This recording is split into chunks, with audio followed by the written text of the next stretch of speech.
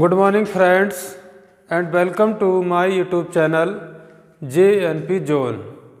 दोस्तों, आज हम सभी पढ़ने वाले हैं मोशन। जी हाँ, आज का हमारा टॉपिक है मोशन। टॉपिक मोशन का आज का ये सेकंड पार्ट है। पिछले पार्ट में हमने पढ़ा दूरी, विस्थापन, चाल, वेग क्या होते हैं, ये कितने प्रकार के होते हैं, इसे किस प्रकार हम ज्ञात करते हैं। तो आइए दोस्तों, आज इसी टॉपिक को आगे बढ़ाते हुए हम सभी पढ़ने वाले हैं त्वरण क्या है, संवेग क्या है, आवेग क्या है, इसको किस प्रकार ज्ञात करते हैं। तो आइए दोस्तों शुरू करते हैं आज का टॉपिक। सबसे पहले हम जानते हैं त्वरण क्या है। त्वरण को परिभाषित करते हैं, वेग परिवर्तन की दर को त्वरण कहते हैं। वेग परिवर्तन की दर को त्वरण कहते हैं। ये त्वरण की परिभाषा हो गई। त्वरण बराबर होता है वेग परिवर्तन बटे समय अंतराल।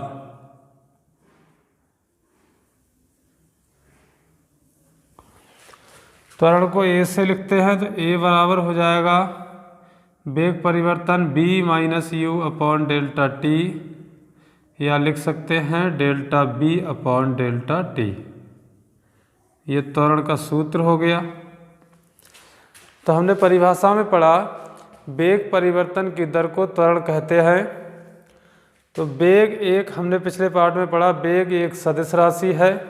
तो वेग के अनुसार त्वरण भी एक सदिश राशि है। त्वरण की दिशा वही होती है जो वेग की दिशा होती है। त्वरण जिस प्रकार वेग का मान धनात्मक, ऋणात्मक अथवा शून्य कुछ भी हो सकता है, इसी प्रकार त्वरण का मान भी ऋणात्मक, धनात्मक तथा शून्य कुछ भी हो सकता है। इसकी तीन स्थितियां हैं त्वरण की। आइए जानते हैं तीनों स्थितियों के लिए। मान लीजिए नंबर एक, त्वरण का मान यानी A का मान इज ग्रेटर देन 0, यानी त्वरण A का मान 0 से बड़ा है अर्थात धनात्मक है। त्वरण A का मान धनात्मक है या 0 से बड़ा है, तब वस्तु की जो गति है वो त्वरित होती है। त्वरित का मतलब वस्तु की जो चाल या गति है या वेग है वो लगातार बढ़ता है। और आगे क्या होता है, नंबर दो,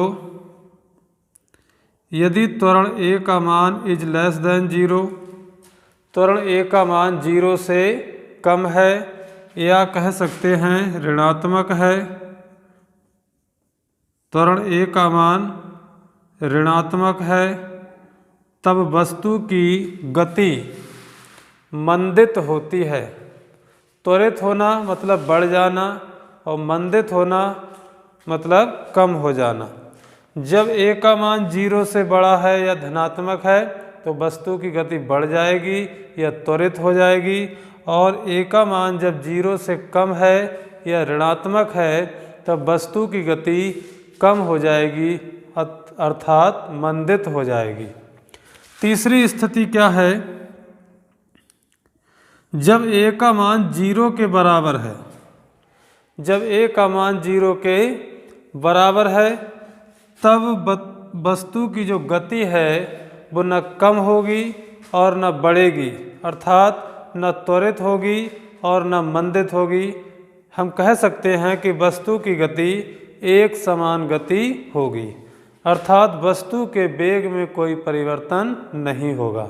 इस सूत्र से भी हम समझ सकते हैं जब वस्तु के वेग में कोई परिवर्तन नहीं होगा यानी वस्तु एक समान वेग से गति करेगी, तो ऐसी स्थिति में B का मान U के बराबर हो जाएगा, यानी प्रारंभिक वेग बराबर होगा अंतिम वेग के। जब ये दोनों बराबर होंगे तो यहाँ सॉल्व करने पर ए का मान 0 आ जाएगा। तो ए का मान 0 आएगा, इसका मतलब ये है कि वस्तु एक समान वेग से गति करती है। तो तीनों स्थितियों को हमने समझा। जब ए का मान धनात्मक है तो वस्तु की गति बढ़ेगी, ए का मान ऋणात्मक है वस्तु की गति कम हो जाएगी, और ए का मान 0 है तो वस्तु एक समान गति से चलेगी। आगे जानते हैं, देखिए त्वरण का मात्रक। इसका मात्रक क्या होता है? वेग बटे समय, इसका मतलब हो गया मीटर प्रति सेकंड स्क्वायर। और इसकी जो विमीय सूत्र है, विमीय सूत्र क्या होगा?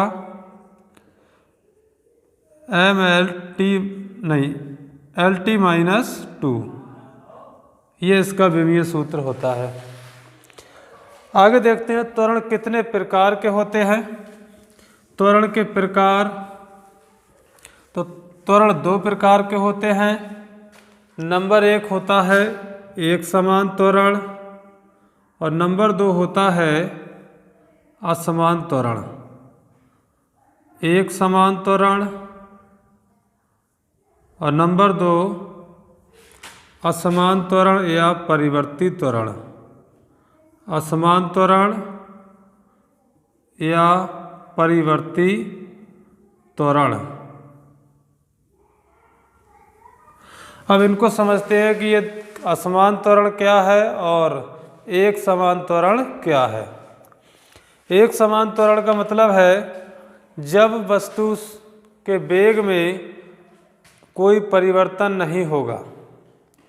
जब वस्तु के वेग में समान समय अंतरालों में वस्तु के वेग में कोई परिवर्तन नहीं होता है, तब वस्तु का त्वरण एक समान त्वरण कहलाता है। मान लीजिए यहाँ पर वस्तु का वेग 2 मीटर प्रति सेकंड है 2 सेकंड तक, और अगले 2 सेकंड में भी इसका वेग 2 मीटर प्रति सेकंड ही रहे, यानी समान समय अंतरालों में वस्तु के वेग में कोई परिवर्तन नहीं होता है, तब वस्तु में उत्पन्न त्वरण को एक समान त्वरण कहते हैं। आगे इसको देखते हैं, असमान त्वरण में क्या हो जाएगा। मान लीजिए समान समय अंतरालों में वस्तु के वेग में परिवर्तन होता है या वस्तु के वेग अलग अलग होते हैं, तब वस्तु में उत्पन्न त्वरण को असमान त्वरण कहते हैं या परिवर्ती त्वरण कहते हैं। एक समान त्वरण को ज्ञात करने के लिए हमारे लिए सूत्र है वेग परिवर्तन बटे समय अंतराल। लेकिन परिवर्ती त्वरण या असमान त्वरण के लिए हम औसत त्वरण का प्रयोग करते हैं। परिवर्ती त्वरण या असमान त्वरण को हम ज्ञात करने के लिए औसत त्वरण का प्रयोग करते हैं। औसत त्वरण क्या होता है, इसके बारे में जानते हैं। औसत त्वरण का प्रयोग कब होगा? जब वस्तु असमान त्वरण से गतिशील होती है या परिवर्तित त्वरण से गतिशील होती है। तो औसत त्वरण का सूत्र हो जाएगा कुल वेग परिवर्तन बटे कुल समय अंतराल।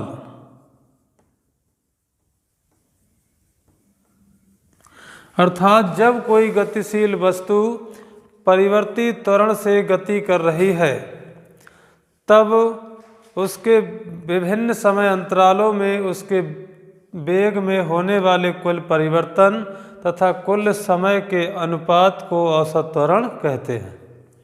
जब कोई वस्तु परिवर्तित त्वरण से गतिशील है, तब विभिन्न समय अंतरालों में उसके वेग में हुए कुल परिवर्तन तथा कुल समय के अनुपात को औसत त्वरण कहते हैं। आगे देखते हैं संवेग। संवेग क्या होता है, इसको कैसे ज्ञात करते हैं, इसके बारे में समझेंगे। संवेग मोमेंटम।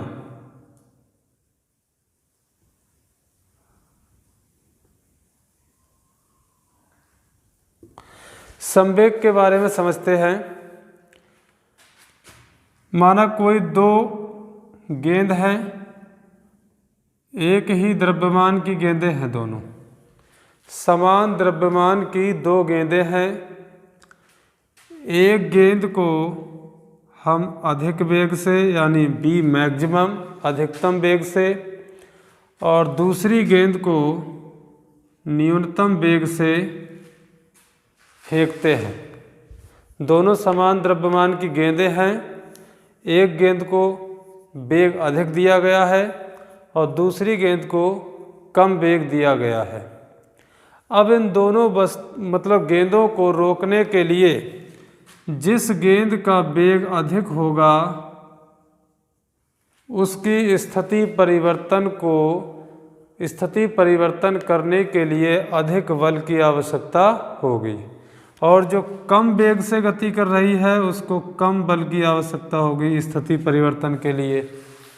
अतः इससे स्पष्ट है कि किसी वस्तु की स्थिति परिवर्तन अर्थात उसकी विराम अथवा गति की अवस्था को परिवर्तित करने के लिए लगाया गया आवश्यक बल वस्तु के वेग तथा द्रव्यमान दोनों पर निर्भर करता है।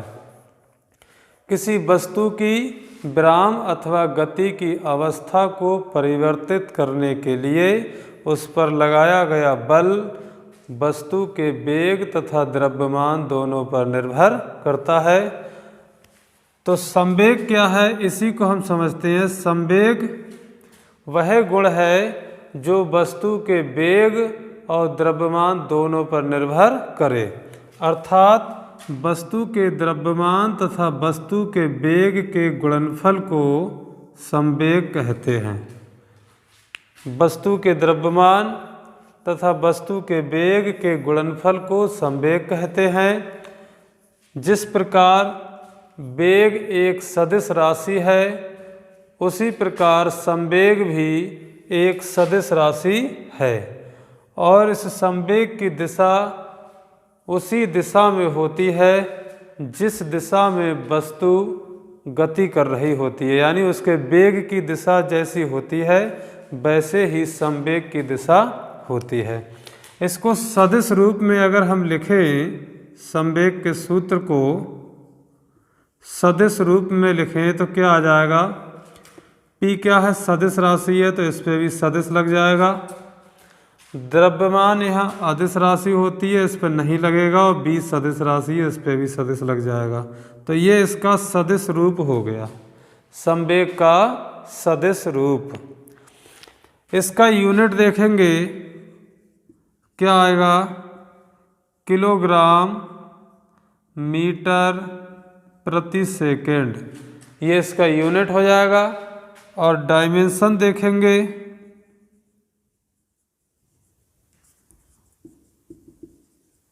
तो क्या आ जाएगा, m/L/T-1, ये इसका विमीय सूत्र हो गया। आगे देखते हैं संवेग की स्थितियां। संवेग की स्थितियां जानते हैं। देखें नंबर 1, मान लीजिए दो वस्तुएं हैं, एक का द्रव्यमान m1 है और एक का द्रव्यमान m2 है और दोनों समान वेग b से गति कर रही हैं। दो वस्तुएं हैं, एक का द्रव्यमान m1 दूसरे का m2 और दोनों समान वेग b से गति कर रही हैं। और इसी के साथ साथ हमने मान लिया कि m2 इज ग्रेटर देन है m1 से, यानी कि दूसरी वस्तु भारी है पहली वस्तु से, m2 का मान अधिक है m1 से, बट दोनों के वेग समान हैं। यदि पहली वस्तु का संवेग p1 हो और दूसरी का p2 हो तब p1 इक्वल टू क्या आ जाएगा, m1b हो जाएगा और p2 इक्वल टू हो जाएगा m2b। जब इन दोनों वस्तुओं के संवेगों का अनुपात ज्ञात करेंगे तो p1/p2 बराबर आ जाएगा m1b/m2b। यहाँ b से b कैंसिल हो जाएगा तो P1/P2 बराबर होगा M1/M2 के। अब देखिए चूँकि M2 इज ग्रेटर देन है M1 के, यानी M2 का मान है अधिक M1 से, तब इस स्थिति में इस रेशियो को देखें तो P2 का मान बड़ा हो जाएगा P1 से। P2 का मान बड़ा हो जाएगा P1 से। तो हम कह सकते हैं कि एक हल्की वस्तु तथा एक भारी वस्तु, दोनों के द्रव्यमान अलग अलग हैं। एक हल्की वस्तु तथा एक भारी वस्तु यदि समान वेग से गतिशील हैं, तब भारी वस्तु का संवेग हल्की वस्तु के संवेग से अधिक होता है।